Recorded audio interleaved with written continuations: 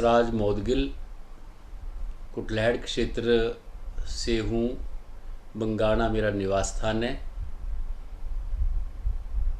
और प्रदेश कांग्रेस कमेटी का सचिव हूँ। मैं 1959 का मेरा वर्ष है और 63 वर्ष मैंने अपने जीवन के पूरे किए हैं। मेरे माता पिता एक किसान परिवार से संबंध रखते थे। पिताजी किसान थे, माता मेरी हाउसवाइफ थी और 4 बहनें और हम 2 भाई। हिमाचल पीडब्ल्यूडी में मैंने करीब कोई 8 वर्ष सर्विस की है। 1993 में मैंने वो अपना जॉब छोड़ दिया था समाज सेवा के लिए। उससे पहले भी मेरे मन के अंदर, जैसे आपने प्रश्न पूछा, मेरे मन के अंदर समाज सेवा का शौक़ था कि किसी भी रूप में, किसी भी तरह मैं चाहता था कि समाज की, सोसाइटी की सेवा करूं। तो राजनीतिक क्षेत्र मुझे अच्छा लगता था कि इस क्षेत्र में जाकर मैं समाज की सेवा करूं और 1993 में मैंने इसी के लिए जॉब छोड़ दी और समाज सेवा के क्षेत्र में मैं आया। उस दौरान मैंने कुछ पंचायती राज के चुनाव भी लड़े। मैं बीडीसी सदस्य चुनाव लड़ा और जीता अच्छे मार्जिन से। सन 2000 में मैंने जिला परिषद का चुनाव लड़ा। मुछाली वार्ड, उससे पहले इसको धुंधला वार्ड कहते थे, तो वो भी मैंने बड़े मार्जिन से चुनाव जीता था जिला परिषद का। हालांकि वो जो चुनाव था मैंने किसी पार्टी से नहीं लड़ा। मेरे मुकाबले पर भारतीय जनता पार्टी का भी कैंडिडेट था, मेरे मुकाबले पर कांग्रेस के भी कैंडिडेट थे। तो मैंने वो आज़ाद चुनाव लड़ा और मैंने बड़े बिग मार्जिन से, मेरे 7700 वोट थे और जो दूसरे नंबर पर प्रत्याशी था मेरे, जो आया था कांग्रेस का, उसके 1700 वोट थे और बाकी जो 3-4 और प्रत्याशी थे वो इससे नीचे ही थे सबके। तो मैं करीब 5000 से उस चुनाव को मैंने जीता था। तो उसके बाद मैंने कांग्रेस पार्टी 2004 में ज्वाइन की। राजा वीरभद्र सिंह जी बंगाणा मुझे पार्टी ज्वाइन करवाने के लिए आए थे। मैंने एक जनसभा की और राजा साहब ने मुझे पार्टी में ज्वाइन करवाया। तब से मैं विभिन्न पदों पर कांग्रेस पार्टी में कार्य करता रहा हूँ। इससे पहले कांग्रेस पार्टी में मैं ब्लॉक कांग्रेस कमेटी के अंदर संगठन मंत्री, महासचिव और उपाध्यक्ष। जिला कांग्रेस कमेटी ऊना में मैं महासचिव और वाइस प्रेसिडेंट, इन पदों पर काम कर चुका हूँ और अब मैं प्रदेश कांग्रेस कमेटी में सचिव का दायित्व मेरे पास है। इसके अलावा मैं शुरू से किसानों के क्षेत्र में काम करता रहा हूँ। भारतीय किसान संघ एक संगठन है, उसका मैं प्रदेश का पहले अध्यक्ष और महामंत्री रह चुका हूँ।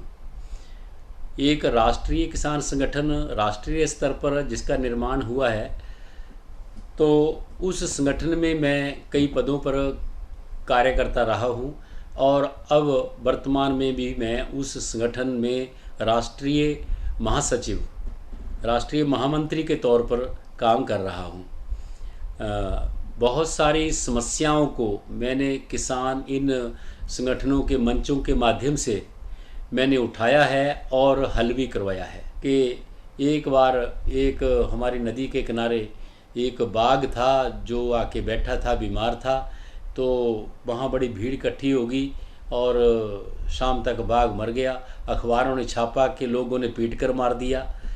तो ऊपर से संज्ञान ले लिया गया और हमारे कुछ नौजवानों के ऊपर मुकदमे दर्ज हो गए वहाँ आसपास के गांव में। तो हालांकि वो दोषी नहीं थे, उन पर मुकदमे दर्ज हो गए और ये जो ये जो कानून है ये भी गंभीर है, इसकी ज़मानत भी हाई कोर्ट से नीचे नहीं होती है।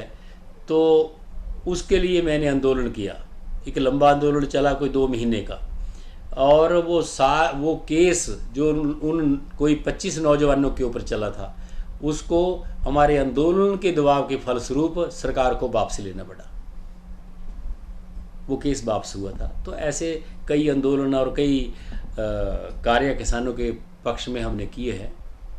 राजनीतिक मूल्यों में गिरावट आती जा रही है। करीब मैं ये कहूँ कि सन 2000 से पहले जो एक राजनीति थी उसमें कुछ मूल्यों की परख थी और पार्टियां भी जो योग्य लोगों को प्राथमिकता देती थी उनको अधिमान देती थी।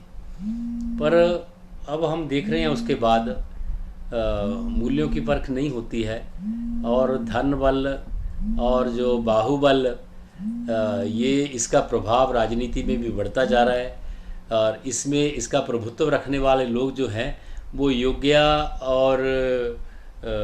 रखने वाले लोगों को पीछे धकेलते हैं। तो ऐसा है, ये बड़ी खेद की बात है कि राजनीति में जो मूल्यों की गिरावट आ रही है। देखिए, मैंने आज तक जो काम किया है, मैंने समाज या आम जनता की सेवा के लिए कार्य की है और जो सत्ता की राजनीति के लिए दाव पेच होते हैं वो मैं अपनी बात कर रहा हूँ। वो दाव पेच मैं ज़्यादा जानता भी नहीं था और मैंने ज़्यादा लगाई भी नहीं है। हो सकता मैं सत्ता की राजनीति में सफल नहीं हुआ आज तक, पर मुझे इस बात का संतोष है कि मैंने लोगों की सेवा करके, किसानों की सेवा करके मैंने यश कमाया है और आज भी मेरा यही सपना है कि मैं लोगों की सेवा करता रहूँगा। अगर मुझे पार्टी मौका देती है तब तो बहुत सारे ऐसे मेरे ख्वाब हैं, बहुत सारी बातें हैं जिनको मैं करना चाहता हूँ और वो बड़े पहले से हैं। तो वो मेरे लिए एक सौभाग्य होगा अगर मैं कर पाऊँ उस तरह से। और आपने पूछा कि इस बार और लंबे समय से जो कांग्रेस पार्टी की बात है, तो मैं ये कहना चाहता हूँ, मैं 2004 से कांग्रेस पार्टी में हूँ और मुझे 18 वर्ष करीब कांग्रेस पार्टी में हो गए हैं। तो बहुत सारे कारण रहे हैं कि जिन जिन लोगों को चुनाव में उतारा वो जीत नहीं पाए और इस बार मैं जो ये देख रहा हूँ, जो वातावरण है और जो समीकरण है, तो मुझे ये विश्वास है कि इस बार पार्टी मेरे पर ज़रूर भरोसा करेगी, क्योंकि पार्टी ने भी पिछले 5-6 बार कई प्रयोग किए हैं और पार्टी के प्रयोग सफल हुए हैं। वो सही लोगों को अधिमान नहीं दे पाई, वो ठीक परख नहीं कर पाई है और मुझे विश्वास है कि इस बार वो मुझे मौका देंगे और मुझे उतारेंगे। देखिए, हमारे क्षेत्र में बहुत सारी चीज़ें जो होने वाली हैं वो नहीं हुई। ये ठीक है कि इंफ्रास्ट्रक्चर का कुछ विकास हुआ है और जैसे हर जगह जो एक फ़ंड होते हैं वो हर क्षेत्र में लगते हैं, वो तो लगने ही है। कोई भी सरकार आए वो फ़ंड लगते हैं जो बराबर क्षेत्रों को बांटते हैं, परंतु जो मुद्दे थे कुछ जिनसे क्षेत्र का विकास होता है वो चीज़ें नहीं हो पाई हैं। और वो ये हैं कि एक तो अपने क्षेत्र में बेरोजगारों के लिए, नौजवानों के लिए रोजगार के साधन उपलब्ध नहीं हो पाए हैं, जिससे कि हमारे जो बेरोजगार लोग हैं वो अपने क्षेत्र में रहकर ही कोई अपना रोजगार खड़ा कर सके।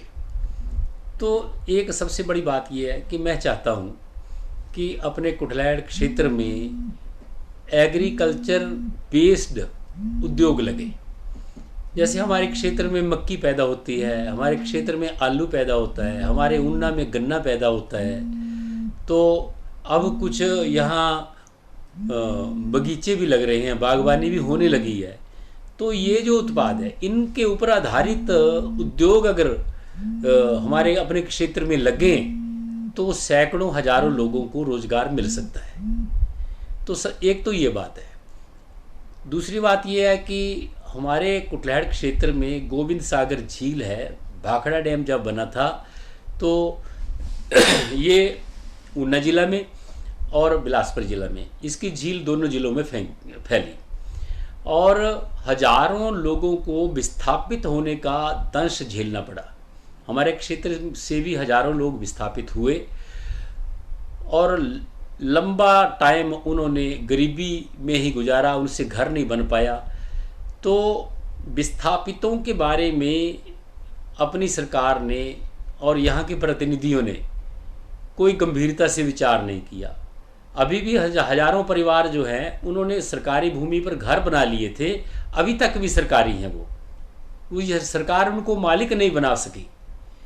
तो मैं शुरू से ये लड़ाई लड़ता रहा कि उनको, जो उनके घर हैं, उनको मालिक बना दो, वो मालिक बन जाए और इस गोविंद सागर झील का पानी हमारे कुटलैहड़ क्षेत्र के किसानों के खेतों में आ जाए तो ये सिंचाई हो सके और हमारे नौजवान अपने खेतों से ही अपनी रोजी रोटी कमा सकें।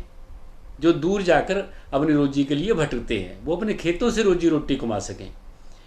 तो ये चीज़ें हैं। एक हमारे जो लठियाणी मंदली पुल है, लंबे समय से लोगों की मांग है। इस झील ने, जो झील कुटलैहड़ क्षेत्र के अंदर आई है, उसने हमारे क्षेत्र को 2 भागों में बांट दिया है। एक 16 सिंगी धार वाला एरिया, दूसरा रामगढ़ धार वाला एरिया। जहाँ जब ये झील नहीं थी तब पैदल भी आधे घंटे में आर से पार अपने रिश्तेदार के घर, अपने मित्र के घर चले जाते थे गांव में। झील आने के बाद 50 किलोमीटर लंबा सफ़र तय करके वो आर से पार जाते हैं। अगर ये पुल बन जाए तो वो दूरी मिट जाएगी और हमीरपुर से ऊना की दूरी 20 किलोमीटर शॉर्ट हो जाएगी उसके बनने से।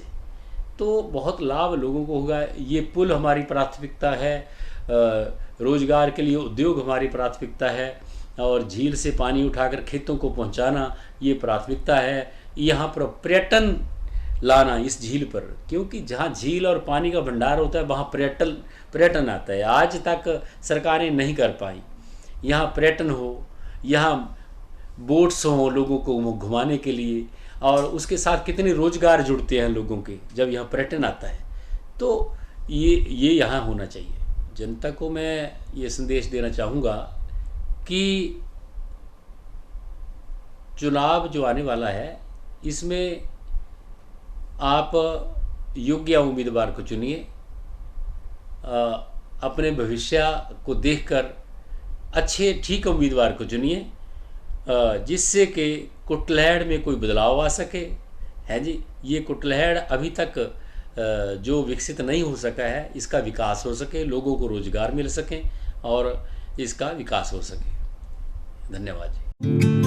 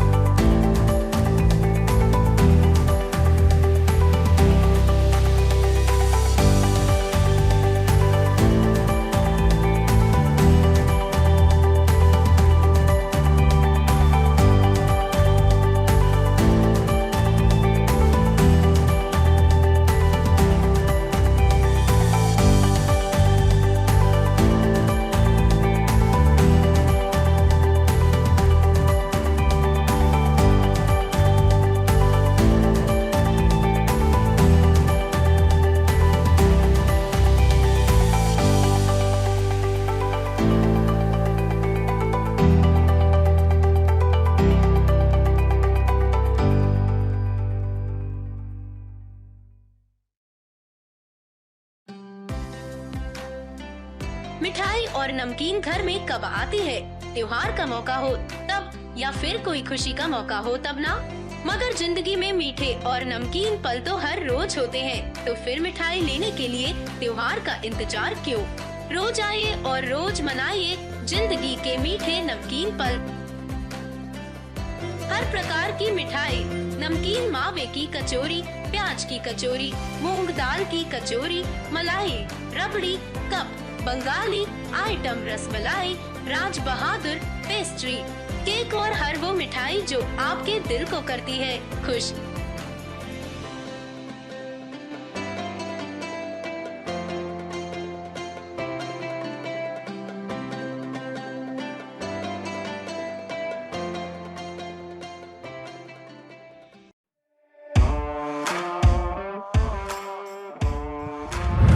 अब एंटरटेनमेंट के साथ साथ फिट रहना हो गया है और भी आसान। आपके अपने शहर महतपुर में खुल गया है आनंदराज पैरामेडिकल इंस्टीट्यूट और स्पोर्ट्स एकेडमी, जहां आप अपने मन चाहे खेल में एडमिशन ले सकते हैं। यहां पर badminton, table tennis, aerobics, yoga, dance, gym सभी उपलब्ध है। पैरामेडिकल इंस्टीट्यूट में आपको चिकित्सा विज्ञान का कौशल भी सिखाया जाएगा और एडमिशन के लिए उम्र की कोई सीमा भी नहीं।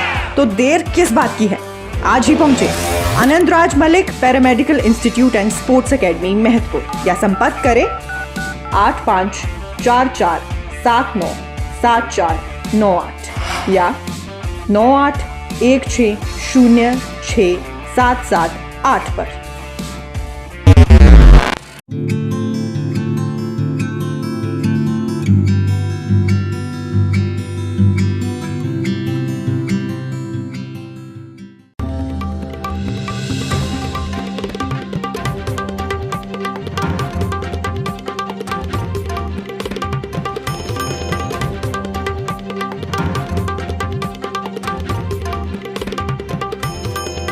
दिन भर मीडिया नेटवर्क, हर दिन कुछ खास।